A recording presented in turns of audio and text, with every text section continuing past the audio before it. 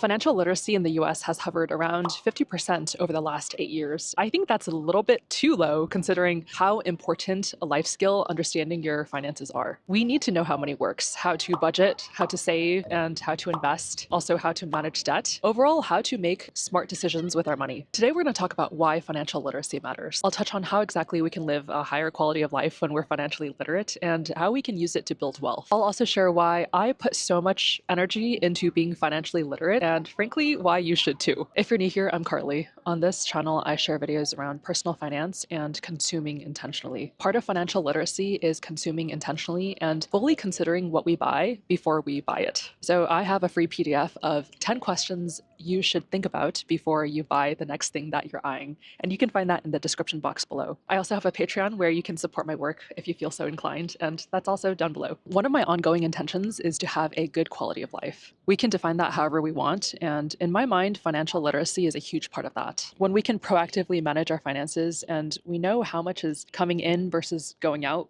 because we have budgeted for our expenses, that does wonders for our mental health. 71% of Americans report feeling some sort of stress around their financial situation. While some of that is certainly out of our control, we do have agency too. I know that whenever I feel stressed about something in my life, taking action toward that problem has always helped me feel better. And when it comes to personal finance, that's no different. If you're stressed about your financial situation and you don't know what to do, being financially literate means that you know what next steps to take to help your situation. You don't have to solve the problem right away or even know how to solve the problem. You just need to know what the next steps are, whether that be what to research next, what tax advantage accounts to max out, or the pros and cons of certain loans. When we get into that frame of mind, there is so much power in making money decisions proactively rather than reactively. When we are financially literate, we can avoid debt traps. We know how to weigh the pros and cons of whatever contract we're entering into. We certainly don't have to know everything. We just have to be able to figure out what's in our best interest when we're presented with an option. So for example, if you understand interest rates and the effects of how compounding can work for or severely against you,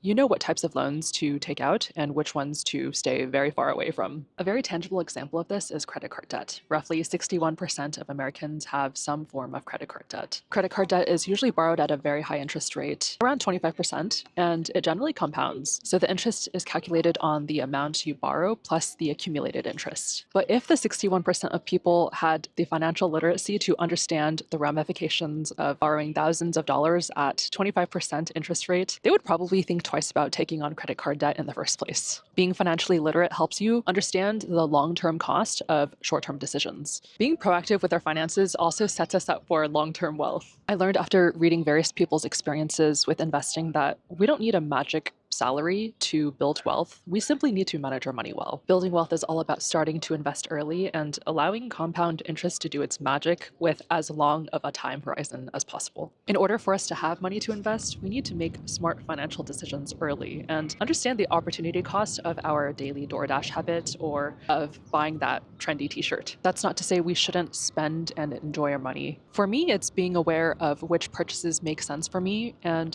investing the money I save from consuming intentionally. Financial literacy was why I kept my overhead expenses as low as possible, and why I still do, to be honest. And that has allowed me to take 2 years off of working a 9-to-5 and build out my business. If you think financial literacy grows with age, that's not necessarily true either. The American College of Financial Services did a 9-year study on retirement literacy. They found that many Americans between 50 and 75 lack actionable retirement knowledge. The overall score for their quiz was 31%. But the interesting part was that there was a direct correlation between the net worth of an individual and how well they scored. So for example, those with over $1.5 million worth of assets scored twice as high as people who had around $100,000 worth of assets. That's 15 times more net worth when comparing the two groups. As women, it's even more important to be financially literate, considering in that same study, women aged 50 to 75 continue to have less knowledge around retirement and less confidence around their financial situation. And that's compared to their male counterparts. We might as well do the work now so that we're not left scrambling later on. Comment down below what inspired you to start caring about financial literacy. For me is when I started working my full-time job and I realized I wanted to take care of my future self as much as possible because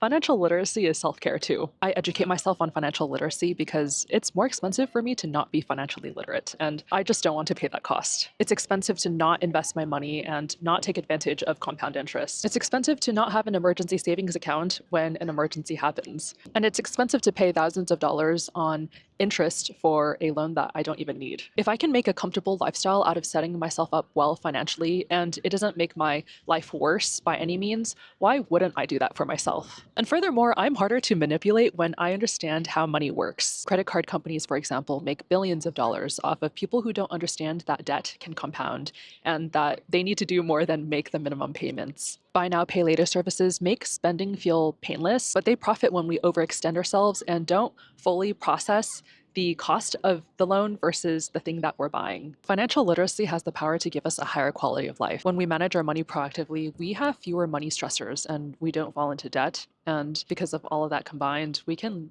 live a better life overall. A huge part of that is practicing discernment with what we buy. And if you need help with that, check out my description box for the free PDF of 10 questions you should ask yourself before you buy that new thing you're eyeing. Please like this video if you got some sort of value out of it, and comment down below what inspired you to start caring about financial literacy. If you're interested in some easy micro financial habits I implemented to be able to quit my job, check out this video right here.